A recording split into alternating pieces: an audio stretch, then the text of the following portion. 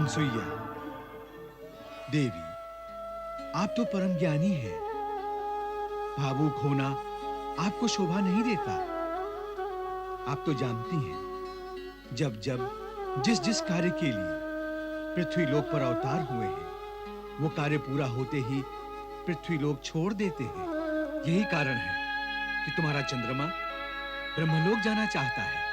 अतः देवी, आप अपने ज्येष्ठ पुत्र चंद्र को अपनी माता के बंधन से मुक्त करके उसे ब्रह्मलोक जाने की अनुमति दे दें।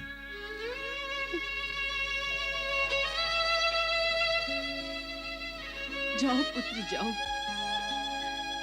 तुम्हें मैंने अनुमति दी। मैंने तुम्हें अपनी ममता के बंधन से मुक्त किया। जाओ देवलोक जाके अपनी इच्छा की पूर्ति करो। तुम्हें तुम्हारी मां का आशीर्वाद है।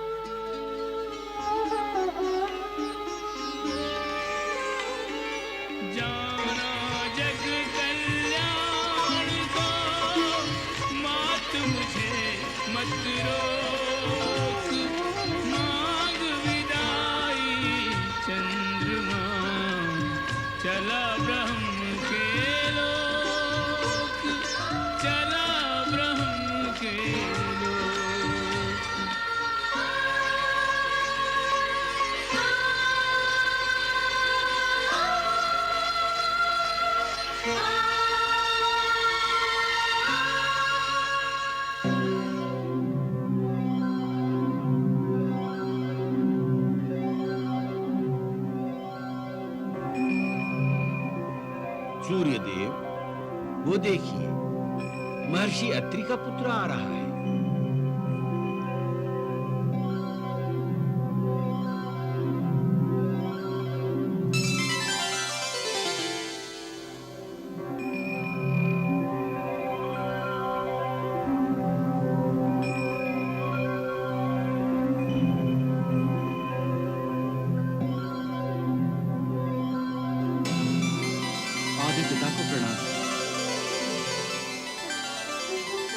सभी देवताओं को प्रणाम।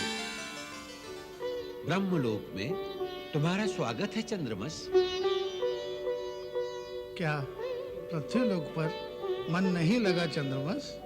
अग्निदेव, पूजनीय पिता अत्रि ऋषि से ज्ञान और मां अनुसुया से प्राप्त संस्कारों ने मुझे संपूर्ण ब्रह्मांड को अपना कर्म क्षेत्र बनाने की प्रेरणा दी है। पौत्र हो तुम मेरे। तुम्हारा यहाँ आना संपूर्ण सृष्टि के लिए लाभकारी है वत्स। सूर्यदेव, अग्निदेव, देववरुण, यदि आपकी सम्मति प्राप्त हो तो मैं चंद्रमस को एक मंडल का प्रजापति घोषित करता हूं। और उस मंडल का नाम होगा चंद्रमंडल।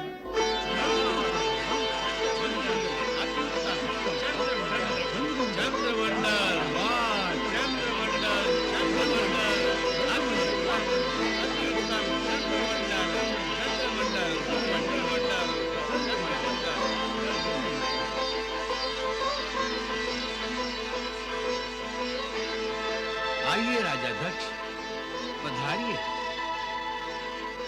देवगणों, इस शुभ अवसर पर मैं चंद्रमस को अपनी ये 27 कन्याएं इनकी पत्नियों के रूप में भेंट करता हूं।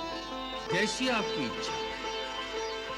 पुत्र चंद्रमस, राजा दक्ष तथा देवगणों का आशीर्वाद लो।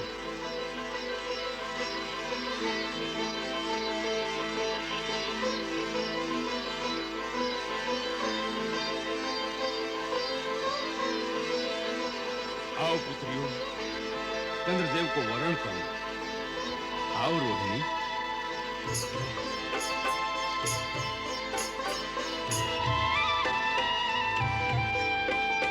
दक्ष ने अपनी 27 कन्याओं का चंद्र से ब्याह रचाया।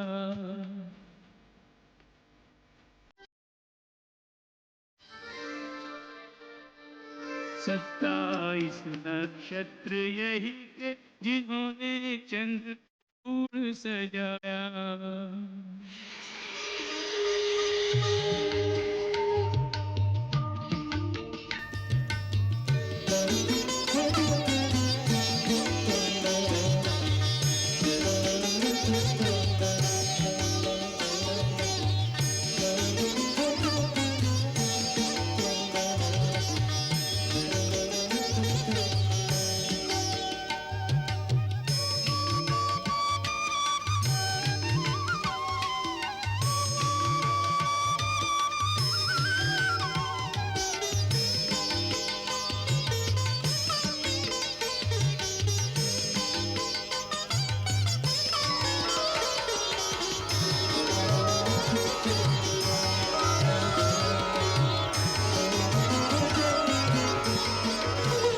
सभी पुत्रियां सदा तुम्हारी आज्ञाकारिणी रहेंगी।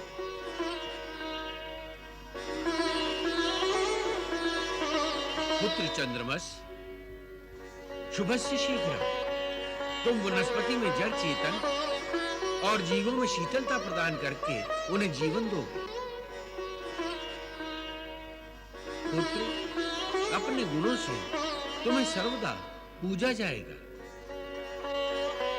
जाओ पुत्र, इन कन्याओं को लेकर अपने लोक पधारो। जाओ। जो आज्ञा।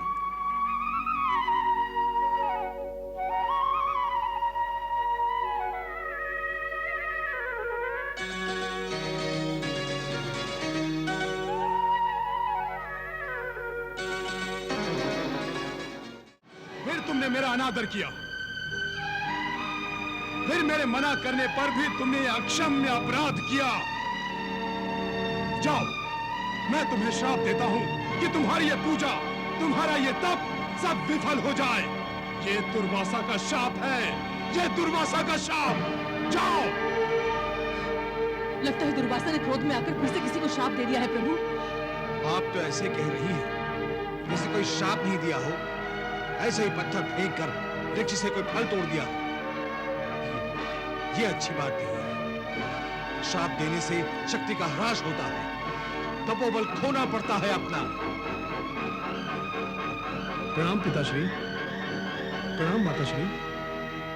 वत्स, कुछ शंकाएं हैं मेरे मन में, उनका निवारण करो। आपकी शंकाएं और मैं निवारण करूं? क्या दीपक कभी सूर्य को प्रकाश दे सकता है? मेरी इतनी योग्यता कहां जो आपकी शंकाओं का समाधान कर सकूं? वत्स दुर्वासा, मृग को यह पता नहीं कि उसकी नाभि में कस्तूरी है। उसी तरह तुम्हें भी यह ज्ञान नहीं है कि तुम में कितनी श्रेष्ठता और कितनी योग्यता है। कहते हैं मनुष्य का मन ही उसका सबसे बड़ा मित्र है और मन ही उसका सबसे बड़ा शत्रु। वत्स, मित्र शत्रु कब बनता है और क्यों? पिताश्री, मन जब विकारों के अधीन हो जाता है, जब काम, क्रोध, मोह, दंभ, मद आदि मन पर आवश्यकता से अधिक प्रभाव डालते हैं, तब मन मनुष्य का सबसे बड़ा शत्रु बन जाता है। इन विकारों में सबसे अधिक अहितकारी कौन है? क्रोध। वो क्यों? क्रोध के अधीन हो जाने के बाद मनुष्य अच्छे बुरे का अंतर भूल जाता है, उसका विवेक उसका साथ छोड़ देता है। तब मनुष्य और पशु एक समान हो जाते हैं। तुम्हारा विवेक तो तुम्हारे पास है, फिर तुम्हें बात बात पर क्रोध क्यों आता है? तुम्हें इस बात का ज्ञान तो है ना कि तुम्हें क्रोध बहुत शीघ्र आता है। जी पिताश्री, इसका मुझे ज्ञान है। तो फिर तुम अपने क्रोध पर अंकुश क्यों नहीं लगाते हो पुत्र? अंकुश लगाया जा सकता है ना? अवश्य माताश्री, मैं पिताश्री का संकेत समझ गया हूं। क्रोध पर अंकुश लगाने के लिए मुझे अब तपस्या करनी होगी। शुभ विचार और शुभ कार्य में देरी क्यों? जाओ वत्स, अपने मन को वश में करके आओ। मन वश में रहेगा तो क्रोध पर अपने आप ही नियंत्रण रहेगा। जो आज्ञा पिताश्री, मुझे आशीर्वाद दीजिए। कल्याण हो वत्स।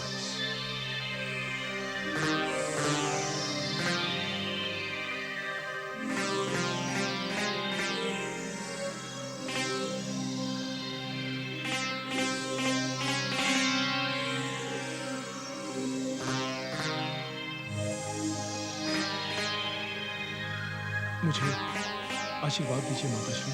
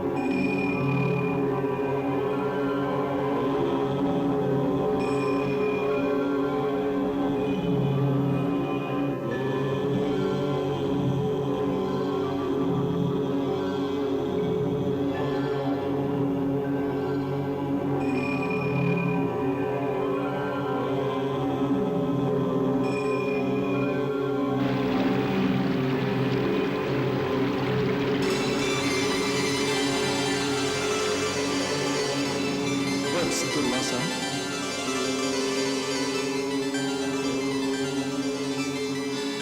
आंखें खोलो वत्स।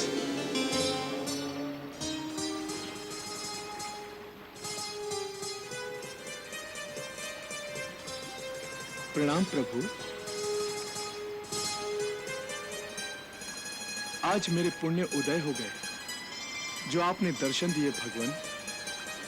भगवान, आपकी क्या अर्चना करूं? तुम तो मेरे ही एक रुद्र रूप हो दुर्वासा। एक रूप को दूसरे रूप की अर्चना का कोई अर्थ ही कहां है वत्स? तपस्या के मध्य बिंदु पर आपके आविर्भाव का कोई प्रयोजन तो होगा प्रभु। आज्ञा दीजिए, क्या सेवा करूं प्रभु? दुर्वासा, बहुत दृढ़ संकल्प है तुम्हारा।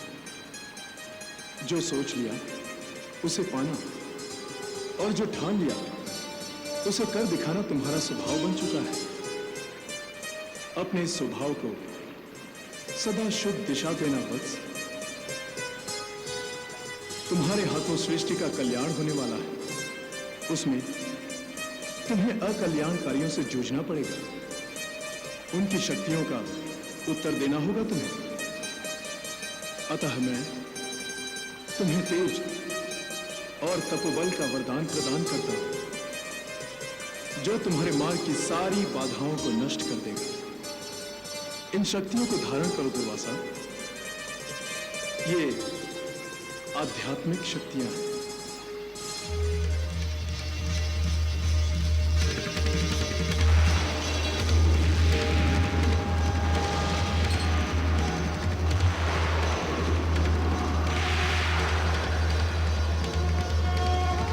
ये आधिदैविक शक्तियां हैं।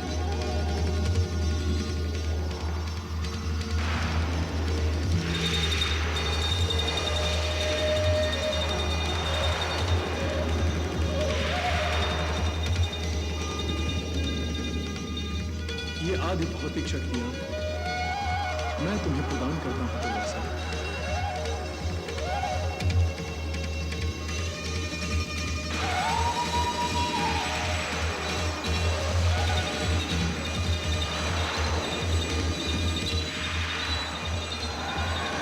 इन समस्त शक्तियों को आत्मसात करो दुर्वासा।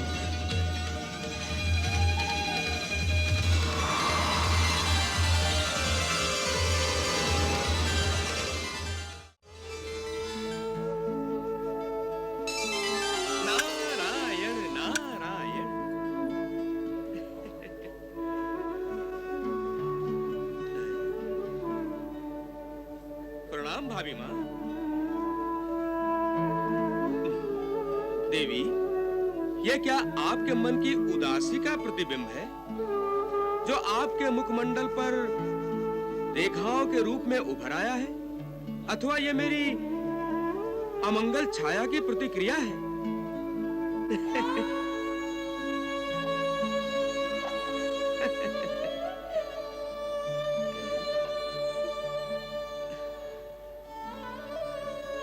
भाभी माँ, क्या बात है? त्रिदेवों की माता और दुखी, आश्चर्य है। मां होकर भी अपने पुत्रों को उचित वात्सल्य न दे सकी। पुत्रवती को पुत्रों के अभाव का कष्ट है। सब खो दिया है। ऐसा अभाव क्या खो दिया भाभी माँ? मैं अपने पुत्रों को खो चुकी हूँ देवर्षि। अर्थात? मेरा चंद्रमस ब्रह्मलोक चला गया है और दुर्वासा ने तपोवन में जाकर समाधि लगा ली है। तो क्या दत्तात्रेय भी विष्णुलोक चले गए? नहीं, ऐसा विचार अपने मन में भी मत लाइए देवर्षि। अब एक वो ही तो मेरी ममता की निधि है। वो मुझे छोड़ के चला गया तो मैं तो निर्धन हो जाऊंगी। मैं उसे अपनी आंखों से कभी दूर नहीं होने दूंगी। पुत्र दत्तात्रेय, दत्तात्रेय।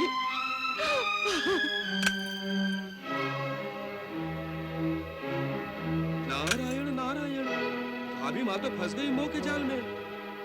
अब अपनी लीला दिखाइए प्रभु और महासती को माया मोह के चक्रव्यूह से बाहर निकालिए। नारायण नारायण।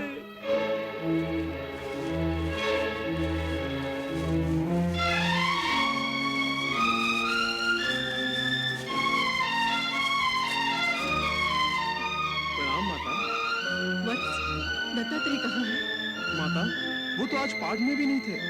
दक्षिण दिशा में जो पीपल का बड़ा पेड़ है ना माता, मैंने अभी भी उन्हें वहां उस पेड़ के नीचे समाधि में लीन देखा है। आप कहे तो मैं उन्हें... नहीं नहीं, ध्यान करने वाला जब ध्यान में लीन होता है तो प्रभु के अति निकट होता है। ध्यान में बाधा डालना पाप है। मैं स्वयं जाकर देख कर आती हूँ। नारायण नारायण।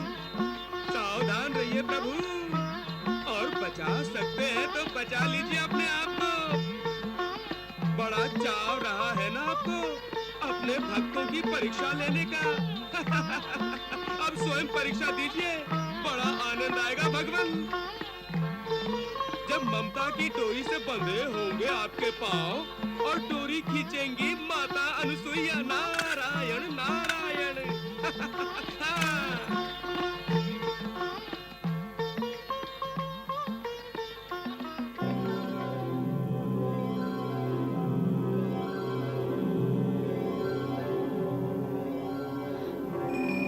दत्तात्रेय,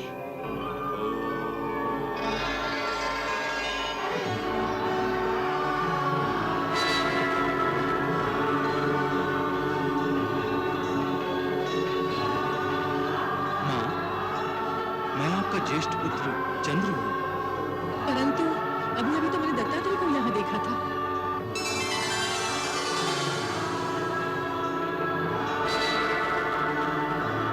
दत्तात्रेय को कैसे देख सकती है माता? मैं तो यहाँ दुर्वासा बैठा।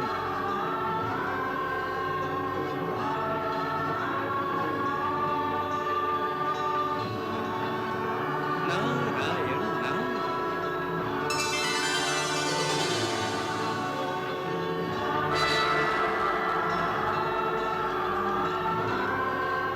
दत्तात्रेय, हाँ माता श्री, मैं ही चंद्र हूँ, मैं ही दुर्वासा हूँ और मैं ही दत्तात्रेय हूँ।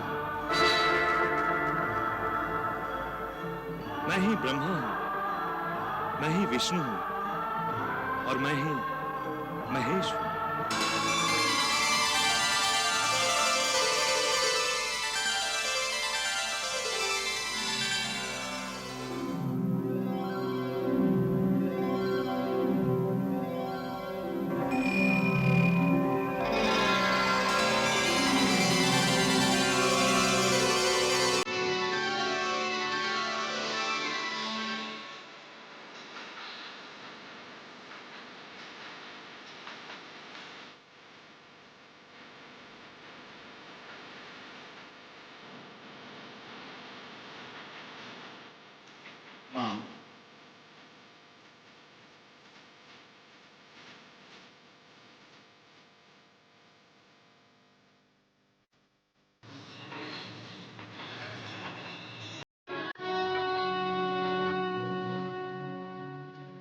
मैं संपूर्ण विश्व में व्याप्त हूं।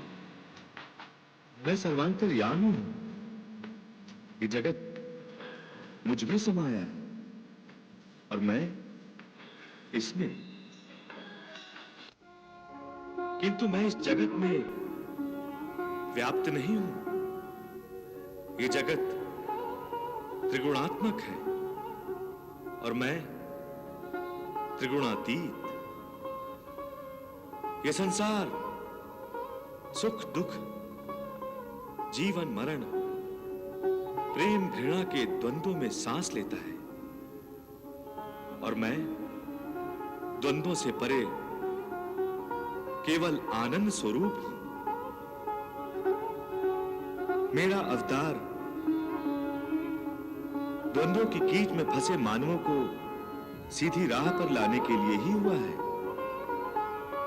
सदाचार प्राणी को अमृत प्रदान करता है, किंतु मानव की प्रवृत्तियां उसे सदाचार पर चलने नहीं देती।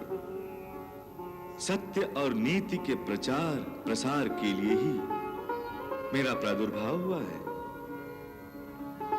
आप मुझे अपने मोह के बंधन से मुक्त करके मुझे अपने कर्तव्य के मार्ग पर आगे बढ़ने दें, अन्यथा मेरा अवतार निष्फल हो जाएगा।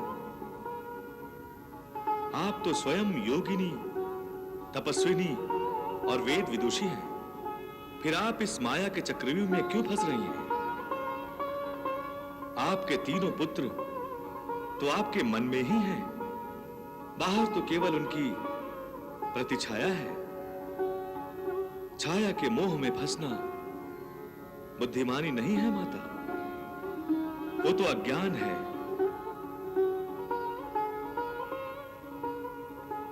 प्रभु, अब आप ही अपनी माता को इस मोह जाल से निकाल सकते हैं। आप तो प्राणी मात्र को सत्य के दर्शन कराते हैं। मुझे अंधेरे से क्यों नहीं निकालते हैं? मुझे इस अंधेरे से निकालो प्रभु, मुझे इस अज्ञान के अंधेरे से निकालो।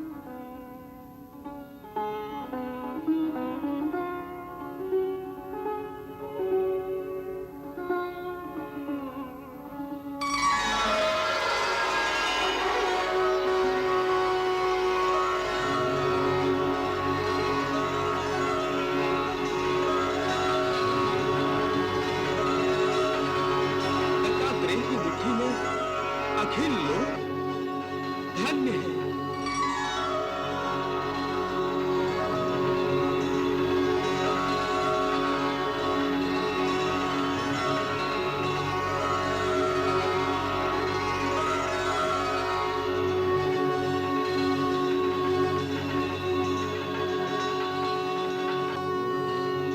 ये आप क्या कर रही हैं माता? पुत्र से क्षमा मांग रही है। माँ का दूसरा नाम क्षमा ही है जो आपके पास है, फिर उसे क्यों मांग रही हैं?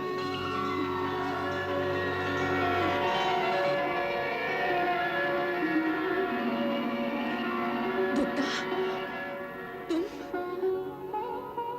नारायण नारायण प्रभु, आपकी लीला धन्य है। अत्रि ऋषि के शाप को 20 वर्ष बीत गए। 20 वर्ष तक उस शाप का भय महाराज कृतवीर को न रात में सोने देता था न दिन में। अत्रि ऋषि का शाप आज भी उनके कानों में गूंज रहा है। एक ब्राह्मण ही तुम्हारे जैसे आसुरी प्रवृत्ति वाले क्षत्रियों का विनाश करेगा, इस पृथ्वी को क्षत्रिय विहीन कर देगा।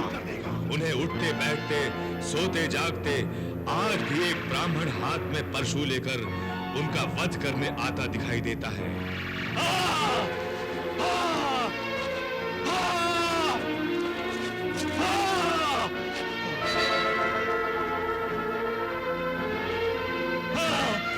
आगे मत बढ़ो, आगे मत बढ़ो।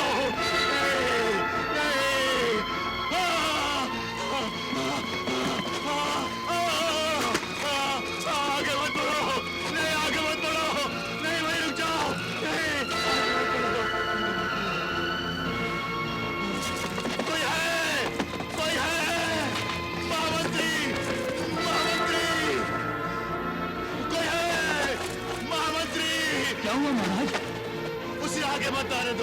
वो मुझे मार डालेगा, वो मुझे मार डालेगा। यहाँ तो कोई नहीं है महाराज। मूर्ख, तुम्हें दिखाई नहीं देता? वो मुझे मार डालेगा।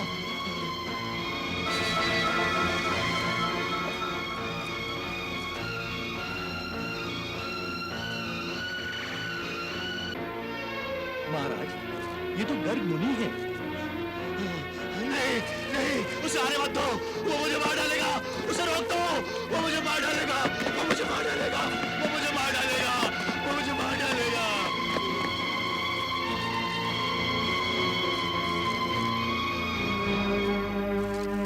प्रणाम गुरुदेव। गुरुदेव, कितने वर्ष बीत गए, परंतु महाराज की दशा में कोई सुधार नहीं आया। अब तो राज्य के कार्यभार में भी उनका ध्यान नहीं लग रहा है। महामंत्री, युवराज कार्तिवीर्य अर्जुन गुरुकुल से अध्ययन करके वापस आ रहा है। हो सकता है महाराज उसके आने से भयमुक्त हो जाए। गुरुदेव, युवराज तो पहुंचने ही वाले होंगे।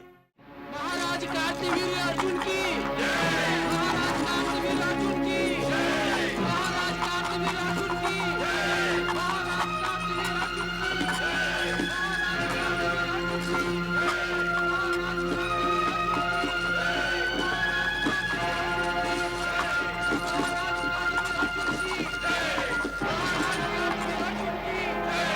महाराज कार्तिवीर्य अर्जुन की महाराज कार्तिवीर्य अर्जुन की महाराज कार्तिवीर्य अर्जुन की महाराज कार्तिवीर्य अर्जुन की। वो मुझे मार डालेगा, महामंत्री से रोको, उसे आने मत दो, वो मुझे मार डालेगा, वो मुझे मार डालेगा, उसे रोको, वो मुझे मार डालेगा, वो मुझे मार डालेगा। महामंत्री, मुझे बचाओ, मुझे बचाओ, मुझे।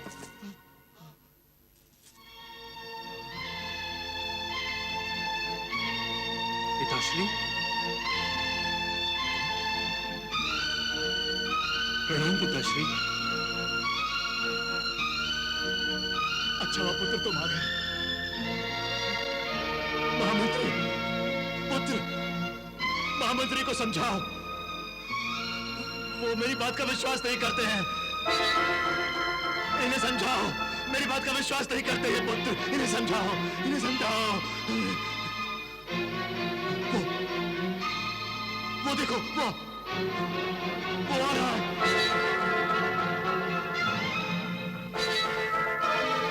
वो आ रहा है, वो आ रहा है। कौन है? कौन है पिताश्री? ब्राह्मण, ब्राह्मण पुत्र। कहाँ? वो देखो, ब्राह्मण पुत्र आ रहा है, वो देखो। वो उसके हाथ में फंसा है। वो पुत्र, वो मुझे मार डालेगा, मुझे बचाओ। वो मुझे मार डालेगा, मुझे बचाओ पुत्र। मुझे मार डालेगा वो पुत्र, मुझे मार डालेगा वो।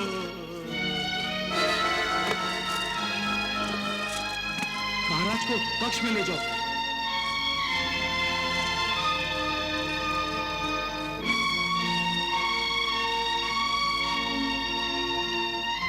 गुरुदेव, प्रणाम गुरुदेव। गुरुदेव, पिताश्री की ऐसी दशा और मुझे पता तक नहीं। युवराज, राजा कृतवीर अपना मानसिक संतुलन खो बैठे। और क्यों? कारण क्या है? कारण है शाप। शाप? किसका शाप? मैं कुछ जानता नहीं गुरुदेव, मुझे बताइए।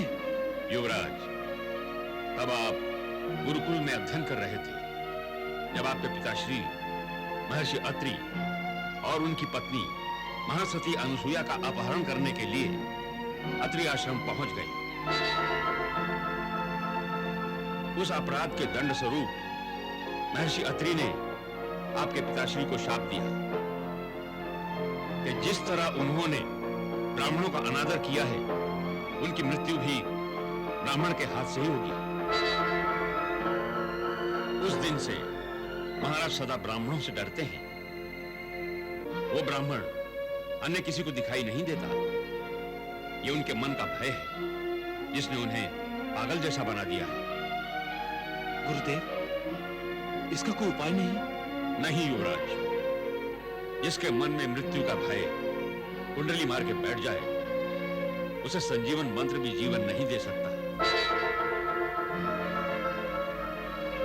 धीरज रखिए युवराज, अब आपको ही राज्य संभालना है और अपने साम्राज्य की रक्षा करनी है। आइए।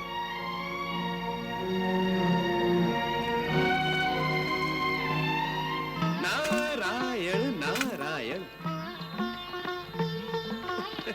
अपने श्री चरणों में दास का प्रणाम स्वीकार कीजिए भगवान। स्वस्तिअस्तु। प्रभु, मेरे मन में एक जिज्ञासा उठ रही है। यदि प्रभु प्रसन्न हो तो निवेदन करूं। लोक कल्याण में अनुरक्त नारद को अपनी बात कहने का पूर्ण अधिकार है। कहिए देवर्षि, क्या जिज्ञासा है? प्रभु, आपने सती अनुसुईया के यहाँ दत्तात्रेय के रूप में अवतार तो ले लिया है, किंतु आपके अवतार लेने का उद्देश्य क्या है, ये समझने के लिए मैं अपनी बुद्धि कुरेदते कुरेदते थक गया हूँ भगवान। कृपया मेरी जिज्ञासा शांत कीजिए। मेरा जन्म कभी निरर्थक नहीं होता वत्स। दत्तात्रेय के रूप में अवतार लेने का उद्देश्य है ज्ञान का प्रचार और प्रसार। मेरा मूल स्वरूप ज्ञान ही है। मैं समस्त प्राणियों में ज्ञान के रूप में रहता हूं, किंतु ये ज्ञान मनुष्यों में उसी प्रकार छिपा रहता है जैसे धुएं में अग्नि, बादलों में सूर्य और झिल्ली में गर्भस्थ बालक। लोगों को धुआं, बादल और झिल्ली तो दिखाई देती है, किंतु उनमें छिपा सत्य नहीं। लोग मेरे ज्ञान स्वरूप सत्य को समझ सके, इसीलिए मुझे समय समय पर अवतार लेना पड़ता है। अन्यथा समस्त मानव जाति अज्ञान के अंधकार में डूब जाएगी और आसुरी प्रवृत्ति में लीन होकर सृष्टि के विकास में बाधाएं बनेंगी। आप धन्य है प्रभु, धन्य है। किंतु प्रभु, अभी तक मेरी जिज्ञासा पूरी तरह तृप्त नहीं हुई। दत्तात्रेय इस समय जिस आश्रम में है, वहां तो पहले से ही ज्ञान की किरणें अज्ञान में भटकते मनुष्यों को दिशा दे रही हैं। फिर आपके ज्ञान रूप दत्तात्रेय संपूर्ण ब्रह्मांड में ज्ञान कैसे फैला सकेंगे भगवान? देवर्षि, वृक्ष पर फल समय पर ही पकता है। दत्तात्रेय आश्रम में समाधि लगाकर अपने सत्य स्वरूप को प्राप्त करेंगे और जब उन्हें संपूर्ण सत्य का बोध हो जाएगा तो वो आश्रम छोड़कर चले जाएंगे। माताश्री, पिताश्री, आप दोनों तो स्वयं महाज्ञानी हैं। आप ये भली भांति जानते हैं कि मेरा जन्म किस कारण हुआ है। अब मुझे जाने की आज्ञा दीजिए।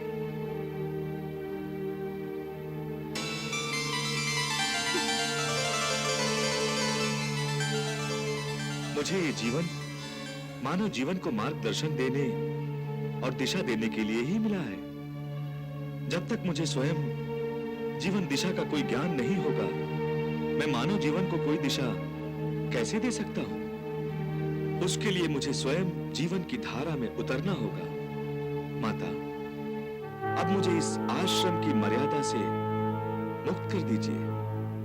मुझे मनुष्य के जीवन का ज्ञान प्राप्त करने के लिए विश्वाश्रम में जाने की आज्ञा और आशीर्वाद दीजिए।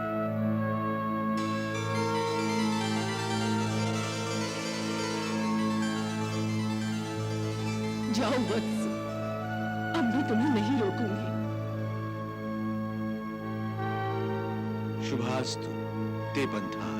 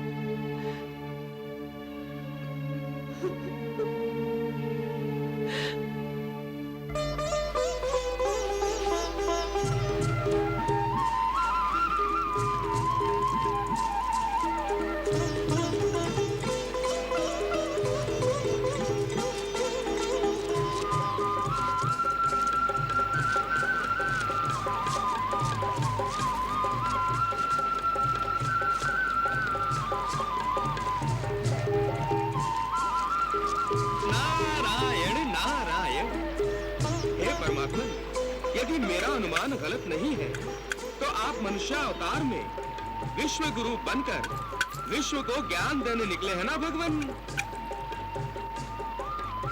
हे गुरुओं के गुरु दत्त गुरु, वैसे तो आप सर्वज्ञानी हैं प्रभु, किंतु ये पृथ्वी लोकवासी बड़े ही संकीर्ण विचारों वाले, बड़ी संदिग्ध मनोवृत्ति वाले और बड़े ही अविश्वसनीय होते हैं।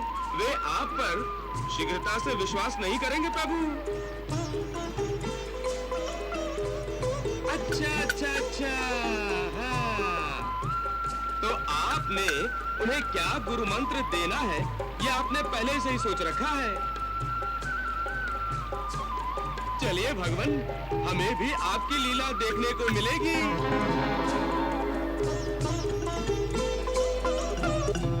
शीघ्र हमें उस पार ले चलो नाविक, वहाँ आचार्य हमारी प्रतीक्षा कर रहे हैं।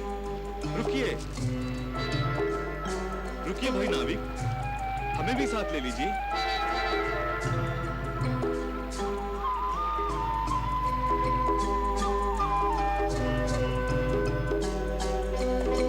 प्रतीक्षा करो, ये नाव हमें उस पार छोड़कर वापस आ रही है।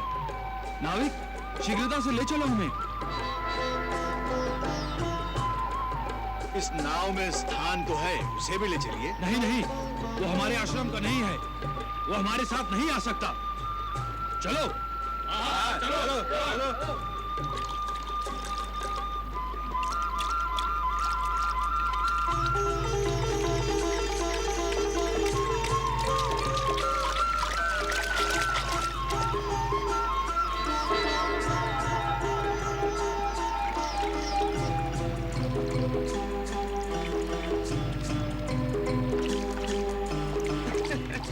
ये क्या प्रभु, सर्वोत्तम और सर्वोच्च स्थान के स्वामी के लिए नाव में स्थान नहीं। नारायण नारायण। वत्स, अभी तो लीला आरंभ हुई है। ओहो, अच्छा, नारायण नारायण।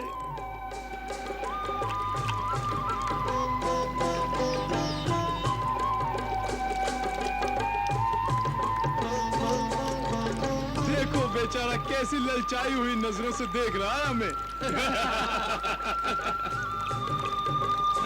हाँ, हो सकता है उसे भी अपने आचार्य से मिलने की शीघ्रता हो। शीघ्रता है, हवा में उड़कर नदी पार कर ले।